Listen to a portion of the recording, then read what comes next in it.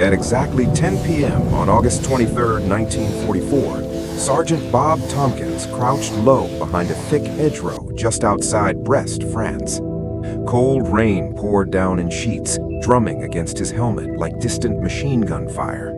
His fingers, numb from the wet and the cold, fumbled with the air hose. 2 kilometers away, hidden German 88mm anti-tank guns sat silently in the darkness, waiting. He was only 27 years old, 4 deception operations behind him already, and still 0 real tanks destroyed, because none of the tanks he worked with were real. Shh. Tompkins took a slow breath, connected the hose to the collapsed pile of rubber at his feet, and flipped the switch on the portable compressor. Yes. The sound cut through the rain like a secret being told. The rubber began to stir, slowly at first, then with more urgency, the limp material started to rise and take shape. In less than 20 minutes, a full-sized M4 Sherman tank stood there in the mud. 93 pounds of inflatable deception. A real Sherman weighed 33 tons of steel and fury. This one? It would fold like a cheap tent if a soldier accidentally leaned against it too hard. But from 800 yards away, through German binoculars in that church tower, it looked absolutely lethal. Tompkins wiped the rain from his eyes and stared toward the old church tower in Guesnu. He had spotted them earlier through his own binoculars, 2 German artillery spotters, silhouettes against the faint light, probably on the radio right now, calling in coordinates for what they believed was an American armored buildup. The men of the Ghost Army didn't carry heavy weapons, no artillery support, no real armor, no tanks that could actually fire. Just carbines, a handful of .5 caliber machine guns, and the most dangerous weapon of all, illusion. They fought with rubber tanks, with sonic trucks blasting recorded battle noise, with radio operators pretending to be entire divisions, with artists painting fake insignias on jeeps in the dead of night. And tonight, 1,100 men had one impossible order: simulate 2 full tank battalions, make General Romke believe that 30,000 American soldiers were preparing to smash his right flank at Fortress Brest. All of it with inflatable rubber and raw courage. The compressor kept hissing steadily, 20 minutes per tank. Task Force X needed 15 of these Shermans fully inflated and positioned before dawn. Captain Oscar Seal was counting on every single one.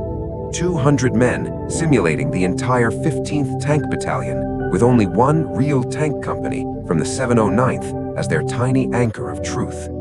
Tompkins glanced at his watch again. 0230. Just 3.5 hours until first light. 11 tanks still to go. Private James Anderson, an auto mechanic from Virginia, worked silently beside him, positioning the next collapsed rubber hull.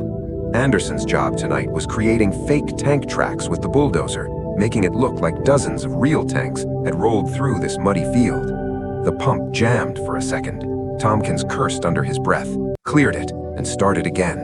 The rubber Sherman slowly expanded, turret, hull, tracks, all of it fake. From where they stood, it looked ridiculous, but from 800 yards, through those German binoculars, it looked like death coming for Fortress Brest.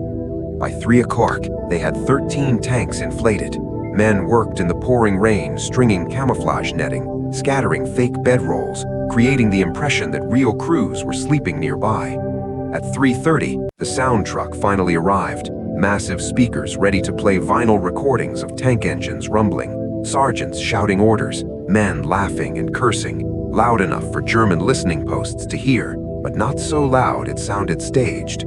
Dawn would break at 6:12. The Luftwaffe reconnaissance plane was expected at 6:47, flying low at 3,000 feet, cameras clicking away. If those rubber tanks looked fake from the air, the entire deception would die. If they looked real, the German 88s would rain hell on this position by morning. Either way, the Ghost Army was walking a razor's edge, but this was exactly what they had been created to do. 6 months earlier, none of this strange unit even existed. It was just a wild idea sketched out in a quiet London office. Major Ralph Insegard sat staring at grainy reconnaissance photos from the North African desert. British dummy tanks, fake supply dumps, carefully placed sound effects. They had fooled the Desert Fox himself, Erwin Rommel. Insegard looked up at Colonel Billy Harris and said the words that would change everything. "We need this for Normandy." The challenge was enormous. The Allies were preparing the largest amphibious invasion in history. 150,000 men hitting 5 beaches on D-Day. Hitler had 50 divisions dug in across France, waiting, watching. One correct guess from German intelligence, and the beaches would run red. Deception in war was as old as George Washington at Trenton, but the U.S. Army had never created a dedicated unit whose only purpose was tactical deception. No training manual existed, no doctrine, no proven equipment. They were inventing it from nothing. Recruitment began in late January 1944. They didn't want typical combat soldiers. They wanted creative minds, artists who understood how light and shadow fool the eye, engineers who could build illusions, actors who could perform under fire, fashion designers, painters, photographers, Broadway set designers. The 603rd Engineer Camouflage Battalion formed the Corps. The 244th Signal Company brought the radio wizards. They pulled in fresh recruits with bizarre but perfect skills.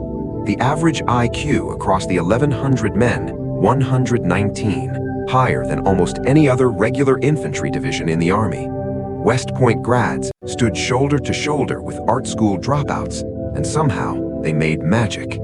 Colonel Harry Reeder took command, a former armored infantry leader. He had studied innovation, but even he knew they were stepping into the unknown. Training camp at Camp Forest, Tennessee, became their secret laboratory. They practiced inflating dummy tanks in under 20 minutes. They learned to generate fake radio traffic so convincing it could fool German direction-finding teams. They painted unit insignias that could survive aerial photography. They rehearsed how to become an entirely different division overnight. The equipment started arriving in February. Goodyear inflatable tanks, each under 100 pounds, carried by just 4 men. From 500 yards, they looked terrifyingly real. From 50 yards, they looked like props from a bad Hollywood movie. Sonic trucks with experimental speakers that could throw sound for 15 miles. Vinyl records of tank columns, artillery barrages, marching boots, played only at night. Radio deception specialists who copied real operators so perfectly. Quirks, timing, abbreviations, and all. German intelligence would track them as genuine combat units. By April 23rd, the 23rd Headquarters Special Troops was ready. 1,100 men, 4 specialized companies, visual deception, sonic deception, radio deception, security, and combat engineers. But ready for what? No one knew. If any of it would survive first contact with the enemy. British deception had worked in the open deserts of North Africa. Normandy was a different beast. Hedgerows, villages, 4 years of German fortifications. One slip, and these artists and engineers would be slaughtered. The advance party flew to England on April 10th. The main body sailed on the USS Henry Gibbons in early May, 13 long days across the Atlantic. They docked in Bristol on May 15th, 2 weeks before the greatest invasion the world had ever seen. Operation Fortitude was already in full swing, the massive British-led deception making Hitler believe the real invasion would strike at Pas-de-Calais. The Ghost Army would play its supporting role, but Colonel Reeder faced a chilling reality. His men had only trained in safe Tennessee fields. Now they would operate within easy artillery range of German battle-hardened veterans. If the deception failed to convince, the mission collapsed. If it convinced too well, the Germans would attack with everything they had, and 1,100 men with light weapons and rubber tanks couldn't hold the line. They needed to find out, could their army of illusion survive the real war? June 6, 1944, 6:30 a.m., D-Day. While thousands of real American, British, and Canadian soldiers stormed Omaha, the compressor kept hissing through the rain. Tompkins watched another rubber Sherman slowly inflate under the camouflage netting. His heart pounded harder than it should for a man who wasn't even supposed to be in real combat. This wasn't just another mission. This was Brest, one of the toughest German strongholds left in France. 38,000 battle-hardened troops, paratroopers, dug into concrete bunkers and pillboxes. And here he was, an artist turned soldier, trying to scare them with balloons. But let me take you back, Because to understand what happened that night outside Brest, you have to understand how this impossible unit was even born. January 20th, 1944, London. Major Ralph Insurger stared at those black and white reconnaissance photos from North Africa for what felt like the 100th time. British dummy tanks sitting in the desert sand, fake supply depots made of canvas and wood, sound trucks playing recorded tank noises across the dunes, and the desert fox, Erwin Rommel, had been completely fooled. Insurger looked across the desk at Colonel Billy Harris and spoke the words that would create legend. "We need this, but bigger. We need it for Normandy." The Allies were planning something never attempted before. 150,000 men, 5 beaches, the largest invasion fleet the world had ever seen. But Hitler had 50 full divisions waiting in France. If German intelligence guessed the exact time and place, D-Day would become a slaughter. Deception had to be part of the plan from the beginning. The problem? The US Army had zero experience with this kind of warfare. No unit, no manual, no doctrine. They were starting from absolute zero. Harris got the green light in early January. Activate a new special troops unit. Mission: deceive the enemy about Allied strength and location. Save American lives through pure illusion. Now came the hardest part, finding the right men.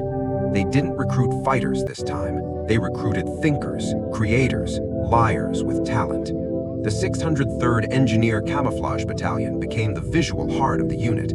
Men who could make fake things look more real than reality itself. The 244th Signal Company brought the radio magicians. They added the 406th Combat Engineers for security and the Sonic Company for sound warfare. Then they went hunting for special talent. Fashion designers, Hollywood set builders, Broadway actors, painters like Ellsworth Kelly, photographers, even a famous fashion illustrator named Bill Blass. Yes, that Bill Blass.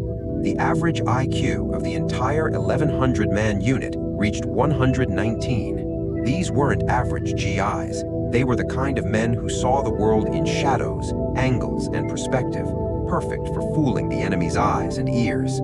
Colonel Harry Reeder took command, a tough, no-nonsense leader who commanded the 46th Armored Infantry.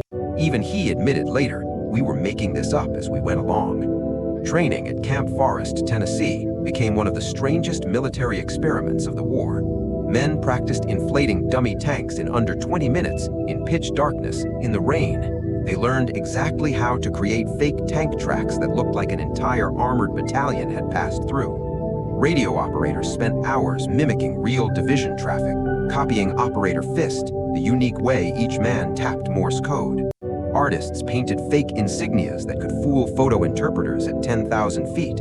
Sonic teams calibrated speakers so the sound of tanks would carry exactly the right distance, not too loud, not too soft. One mistake in volume, and the Germans would know it was fake. By April 1944, the unit was officially the 23rd Headquarters Special Troops. They had the equipment, they had the training, but they had never been tested under fire. The advance party flew to England on April 10th. The main force left New York on the USS Henry Gibbons in early May. 13 miserable days on the Atlantic. When they finally reached Bristol on May 15th, D-Day was only 2 weeks away. Operation Fortitude, the giant British deception, was already running at full speed. Phantom armies, fake radio networks, rubber landing craft in the Thames estuary, all designed to make Hitler believe the real invasion would come at Pas de Calais, not Normandy. The Ghost Army's job was to support that grand illusion and then do even more once they reached France. But here's what almost no one talks about. Colonel Reeder was terrified. His men had never heard a shot fired in anger. They had trained in safe American fields. Now they would operate within range of German artillery, sometimes less than 2 kilometers away. If the Germans saw through the deception, 1,100 men with carbines and 50 cals would face Panzer divisions and elite paratroopers. Reeder asked himself the same question every night. Can these artists and engineers survive when the shells start falling? June 6, 1944, D-Day. While heroes died by the thousands on the beaches of Normandy, the Ghost Army sat in England, practicing, waiting, feeling useless. 2 weeks later, a small detachment of 20 men finally crossed the channel. Their mission was simple but critical: simulate a fake Mulberry artificial harbor at night using lights and special effects. Draw German guns away from the real harbors. It worked, maybe too well. The Germans pounded the area with artillery. The Ghost Army learned their first hard lesson: if you make the illusion too convincing, the enemy shoots at you. The full unit finally landed in France on June 23rd. They bivouacked near the invasion beaches. The air still smelled of smoke and death. Burned-out Sherman tanks lay twisted in the hedgerows. This was the real war now, no more practice. Their first major test came in late July, Operation Brittany. Patton's Third Army was breaking out and racing east across France at incredible speed. But the Germans were confused about exactly where the main thrust was going. So the Ghost Army split into 4 separate task forces. Each one pretended to be a different combat team: 35th Infantry, 80th Infantry, 90th Infantry, and elements of the 2nd Armored. Fake bumper numbers painted on every Jeep, wrong shoulder patches worn into French villages, radio operators sending realistic traffic, men casually dropping false information in cafes. The German intelligence took the bait. They reported 4 strong American columns heading into Brittany. Hitler's commanders moved troops to block them. Meanwhile, the real American divisions slipped away and kept driving towards Paris. It was working, but every success made the next mission more dangerous, because now every American Corps commander wanted the Ghost Army. Requests poured in faster than they could handle. Deception takes time. It takes perfect coordination. One small mistake, one wrong radio call, one badly placed dummy tank, one sound truck played too loud, and the entire illusion would shatter. By August, they were supporting the assault on Brest. 8th Corps had 3 real infantry divisions, the 2nd, 8th, and 29th, surrounding the port. But General Patton needed those divisions for the rapid drive across France. So the Ghost Army received urgent orders: hold the line with fake units, make the Germans believe the American force was much larger, and preparing massive flank attacks, while real divisions quietly pulled out. The rubber tanks and sound trucks moved in. That's exactly where Sergeant Bob Tompkins found himself on the night of August 23rd, inflating tank after tank in the pouring rain. Knowing that German spotters in that church tower were watching, knowing that at any moment, elements of the German artillery could start falling. By 3 a.m., they had 13 tanks up. Private James Anderson was out there with the bulldozer, carefully making realistic track patterns in the mud. Other men scattered fake cigarette butts and ration tins, little details that sell the illusion. The sound truck finally got into position at 3:30 a.m. Vinyl records started turning. The low rumble of tank engines rolled across the fields towards German lines. Sergeants shouted orders into the night. It sounded so real, even the Americans sometimes got confused. Tompkins looked at his watch again. Dawn was coming fast. The Luftwaffe plane would be overhead soon. Everything depended on those rubber tanks looking perfect from the air. He didn't know it yet, but this mission would be one of their most successful and one of their most dangerous. Because while they worked, German commanders were already reacting. Radio traffic was being intercepted. Spotters were reporting armored concentrations. Anti-tank guns were being repositioned. The Ghost Army was doing exactly what it was designed to do, becoming the bait. But here's the question I want you to think about. How do you feel when you know the enemy is aiming at you, but your only defense is a rubber balloon and a good performance? These men weren't infantrymen charging into fire. They were deliberately making themselves targets so other men could live. And the price was about to get higher. 3 men had already been killed in previous operations, 30 wounded by artillery. All of them knew their luck couldn't last forever. German intelligence was smart. Sooner or later, they would start connecting the dots. Units that appeared and disappeared. Divisions that only existed on radio. Tank battalions that never left destroyed wreckage behind. When that day came, the Ghost Army would go from hunters to hunted. But on that rainy night outside Brest, none of that mattered. Tompkins and his team kept working. Tank after tank rose from the mud. The illusion grew stronger with every hiss of the compressor. And somewhere in the German lines, commanders were making decisions based on complete lies.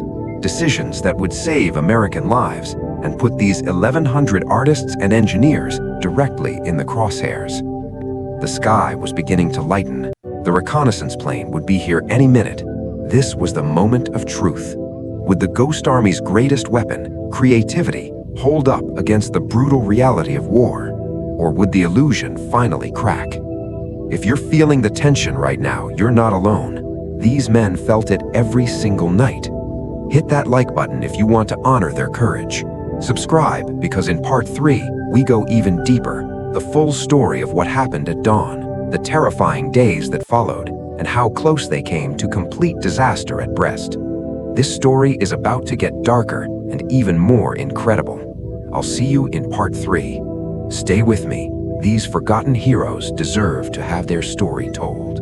Dawn broke at 0612 on August 24th, 1944. A thin gray light crept across the wet fields outside Brest.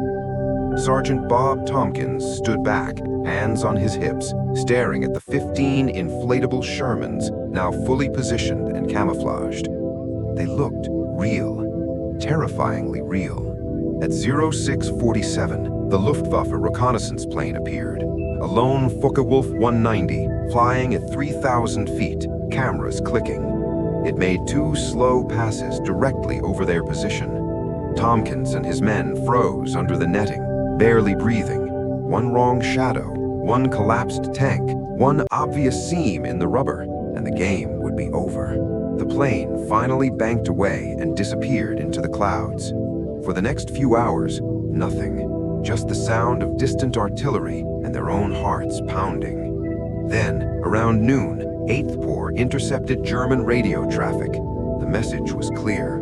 German commanders were reacting. Between 20 and 50 88mm anti-tank guns were being repositioned, pulled away from the main defenses, and pointed directly at the fake tank positions where Tompkins and Task Force X had just been standing. The deception had worked.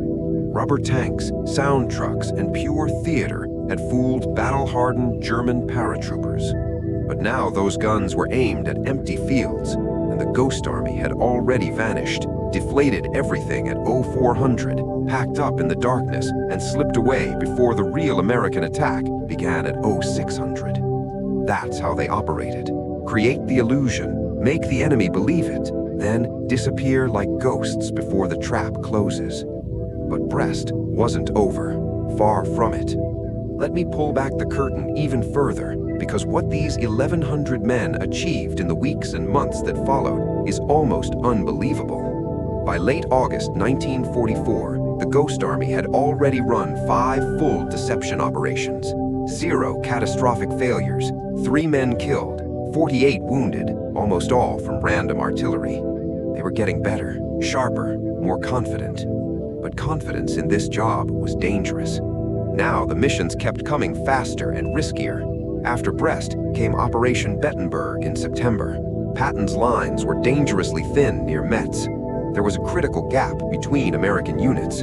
If the Germans discovered it and counterattacked, they could cut off an entire division. So the Ghost Army stepped in. 1,100 men, pretending to be 15,000. This time, they were the only American presence in the entire sector. No real troops behind them, just sound trucks and radio lies. Lieutenant Robert Hillier commanded the sonic unit.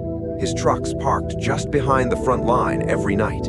They played recordings of tank columns maneuvering, infantry digging in, officers shouting orders, even soldiers singing marching songs, calibrated perfectly, loud enough for German listening posts 2 kilometers away. Radio operators generated hundreds of fake messages every day, supply requests, patrol reports, artillery coordination. They copied real unit procedures so exactly that German intelligence believed a full combat division held the gap.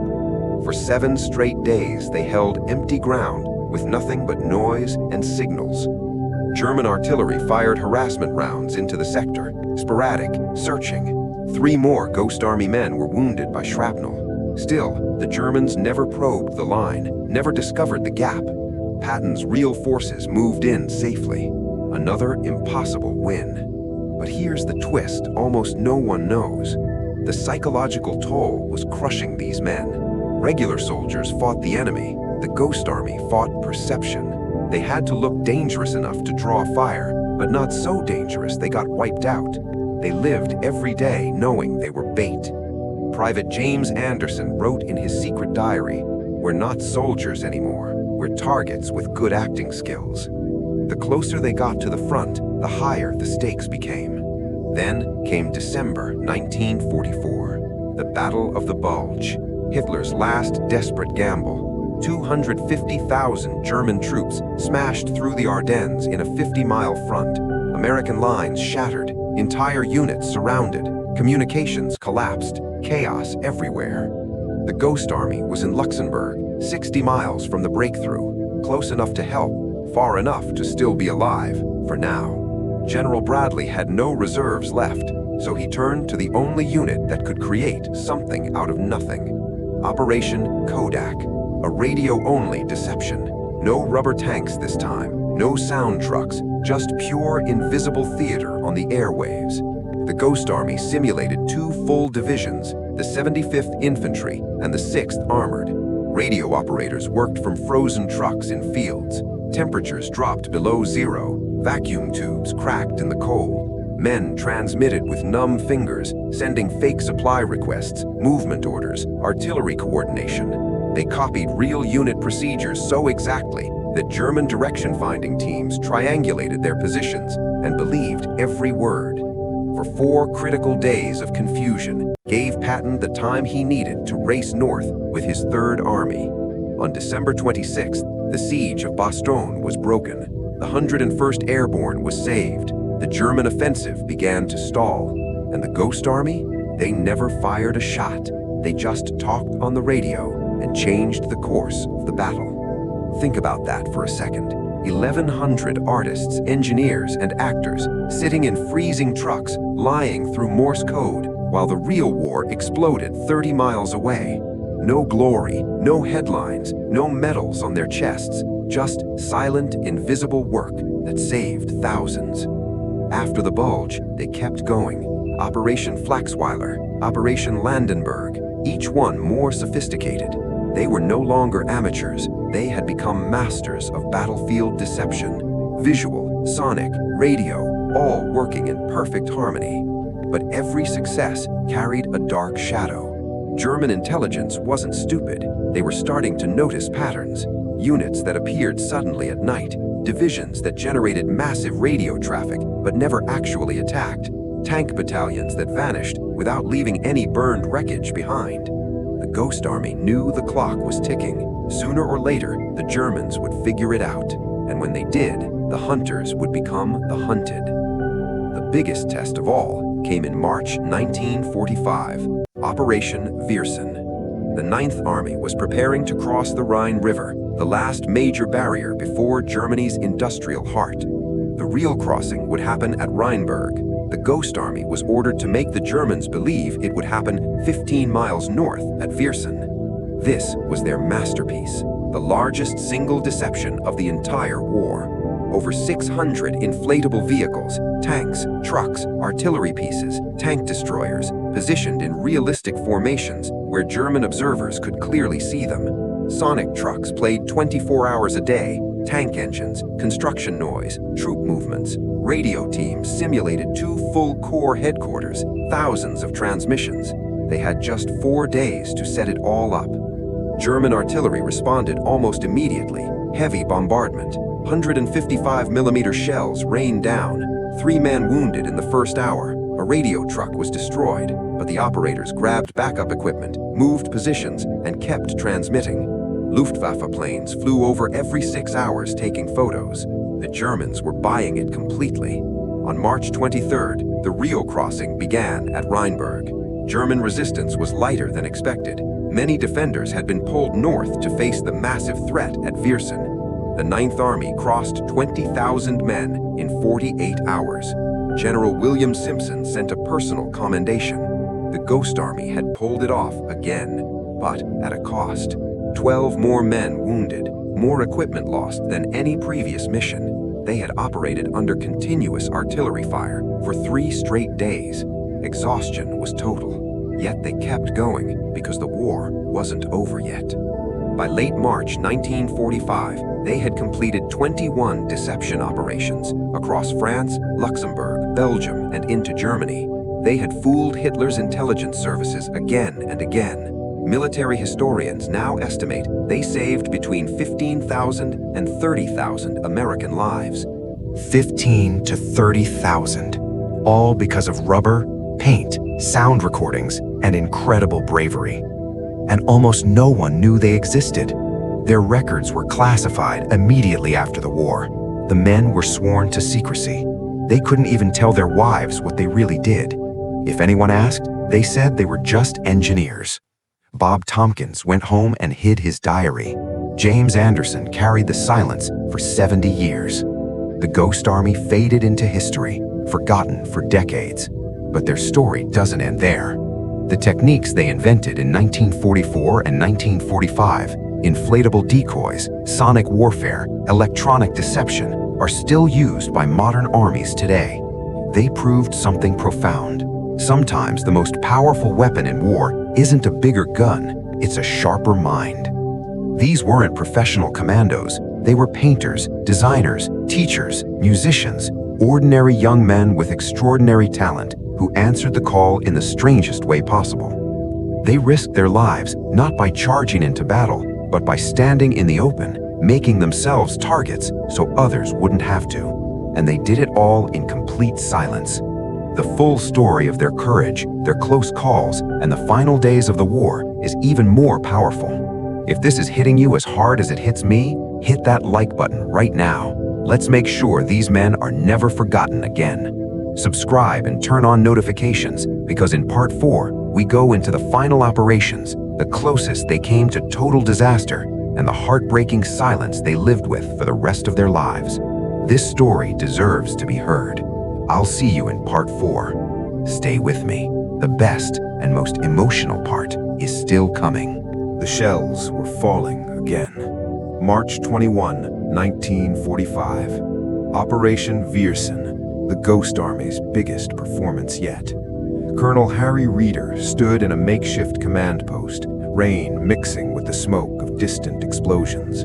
Over 600 inflatable vehicles stretched across the fields north of the Rhine. Tanks, trucks, artillery pieces, tank destroyers, all of them fake. All of them placed exactly where German observation posts could see them perfectly. Sonic trucks blared 24 hours a day, tank engines roaring, construction crews hammering, troops shouting, the constant rumble of an entire army getting ready to cross the river. Radio operators sent thousands of messages, 2 full corps headquarters, dozens of battalions, supply convoys, reconnaissance patrols. Everything sounded real, everything looked real, and the Germans were responding with fury. 155mm shells screamed in, the ground shook. 3 men went down in the first hour, shrapnel tearing through a radio truck. Equipment exploded, wires snapped, but the operators didn't stop. They grabbed backup generators, moved to new positions under fire, and kept transmitting. This wasn't training anymore. This was the final act. The Rhine was the last major natural barrier before Germany's industrial heart. If the 9th Army crossing failed, the war could drag on for months. So the Ghost Army was ordered to create the largest deception of the entire conflict. Make the Germans believe the main crossing would happen at Viersen, 15 miles north of the real site at Rheinberg. 4 days to set it up. 4 days of pure theater under direct observation. Luftwaffe planes flew over every 6 hours, cameras clicking. German artillery never let up. 12 Ghost Army soldiers were wounded during those 3 days of continuous bombardment. 1 radio truck took a direct hit. Men worked with bleeding hands, patching rubber tanks that had been shredded by shrapnel, inflating them again while shells whistled overhead. Imagine that for a second. You're an artist, a designer, a 22-year-old kid from New York who studied painting, and now you're kneeling in the mud, patching a rubber tank while German 155s are trying to kill you, not because you're a threat with guns, but because you're a threat with imagination. That was the Ghost Army. On March 23rd, The real crossing began at Rheinberg. Amphibious vehicles, Churchill tanks with fascists, combat engineers under fire. But something was different. German resistance was lighter than intelligence had predicted. Why? Because many of their reserves had been rushed north to Viersen to face the massive American buildup the Ghost Army had created. The Ninth Army poured across, 20,000 men in 48 hours, a solid bridgehead established. General William Simpson later sent a personal commendation to the unit. The deception had worked. It had saved German defenders away and saved countless lives. But the Ghost Army was bleeding, exhausted, equipment destroyed, men at the breaking point. They had done 21 operations by now. France, Luxembourg, Belgium, deep into Germany. They had fooled Hitler's best intelligence officers again and again. Estimates say they saved between 15,000 and 30,000 American lives. 15 to 30,000 young men who got to go home because rubber tanks and recorded sound made the Germans look the wrong way. But the cost was real. 3 killed, more than 50 wounded, not from heroic charges, but from standing still, being seen, being the bait. The psychological pressure was worse than the shells. Every night they asked themselves the same question: will tonight be the night the Germans finally figure it out? Will tonight be the night they stop shooting at ghosts and come for us with everything they have? Because German intelligence was learning. They were noticing the patterns, units that only appeared after dark, divisions that talked a lot on radio but never actually attacked, tank battalions that vanished without leaving burned-out hulks behind. The Ghost Army knew they were running out of time. One more mistake, and the entire unit could be wiped out in a single concentrated barrage. Yet they kept going. April 1945. The war was clearly ending. German resistance was collapsing, but the missions didn't stop. Smaller deceptions, final illusions, helping real units push forward faster with fewer casualties. The men were ghosts in every sense now, hollow-eyed, running on coffee and adrenaline, performing under fire like the seasoned actors they had become. Bob Tompkins, James Anderson, all of them carried on. They inflated their last tanks, played their last sound recordings, sent their last fake radio messages. And on May 10th, 1945, Germany surrendered. VE Day. The war in Europe was over. The Ghost Army had survived. 1,100 men, 21 successful operations, 0 complete failures. They had changed the course of battles at Brest, in the Bulge, at the Rhine. They had done something history had never seen before. Won fights with creativity instead of firepower. But there was no victory parade for them. No front-page stories, no medals pinned on their chests by cheering crowds. Because on May 10th, Colonel Reeder assembled the entire unit in a field near Luxembourg. 1,100 tired, dirty faces looked back at him. He gave them the final order. Their records would be sealed, classified, all equipment destroyed or locked away.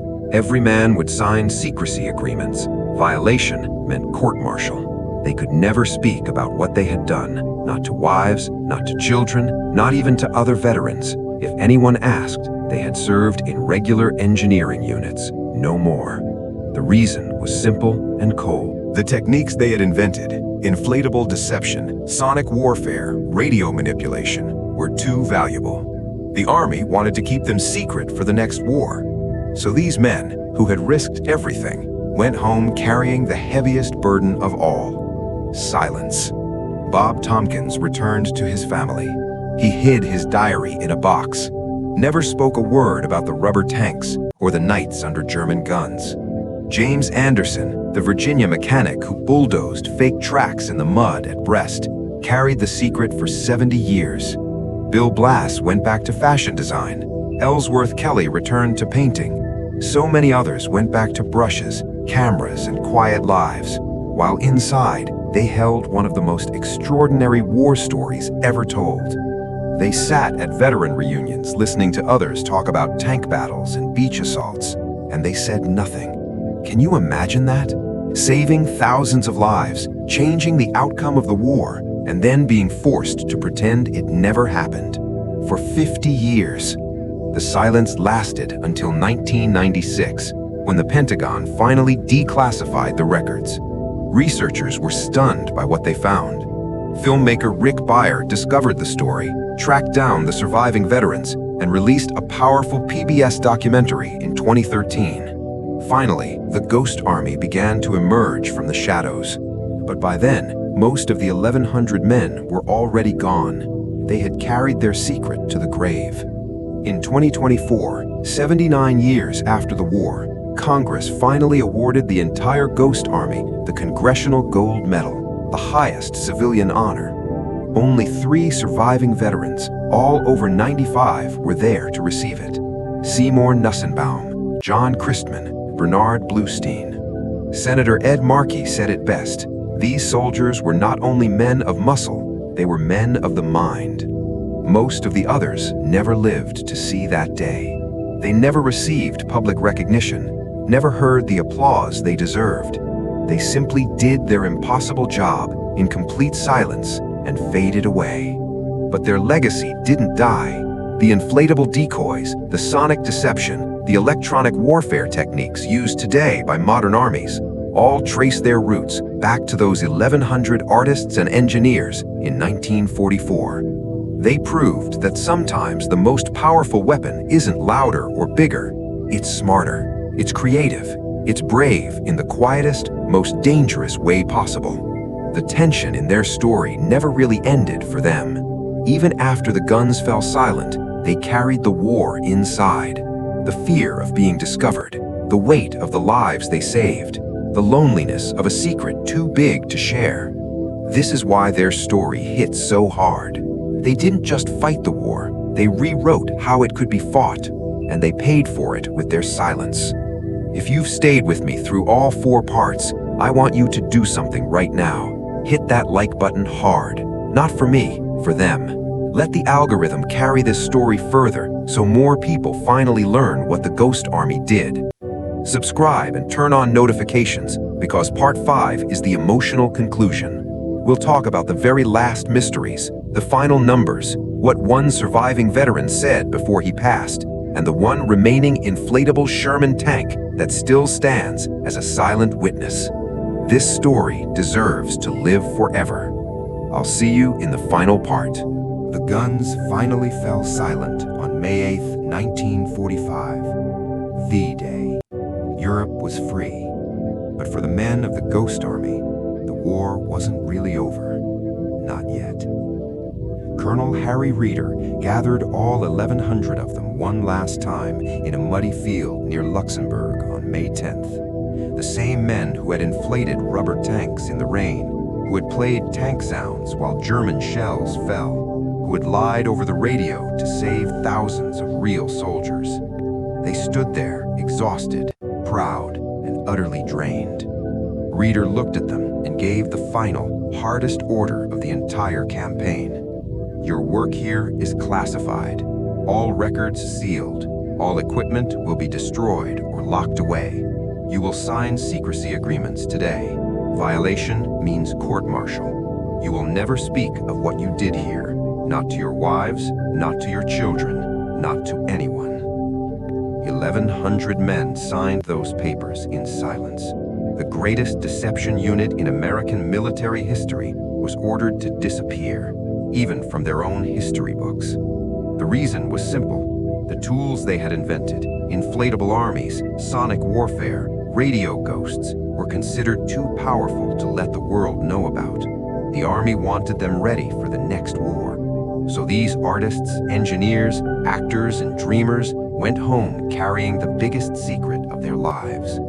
Bob Tompkins stepped off the USS General O. Ernst after 13 days across the Atlantic. He hugged his family. When they asked what he did in Europe, he smiled and said, "Engineering work, nothing special." Then he hid his small diary in a box in the attic.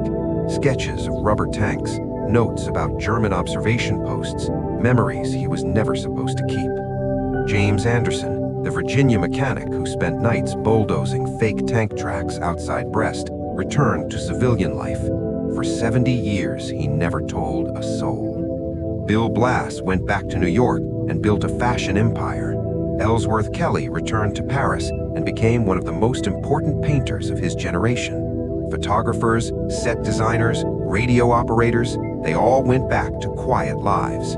At veteran reunions, they would sit quietly while others told stories of beach assaults and tank battles.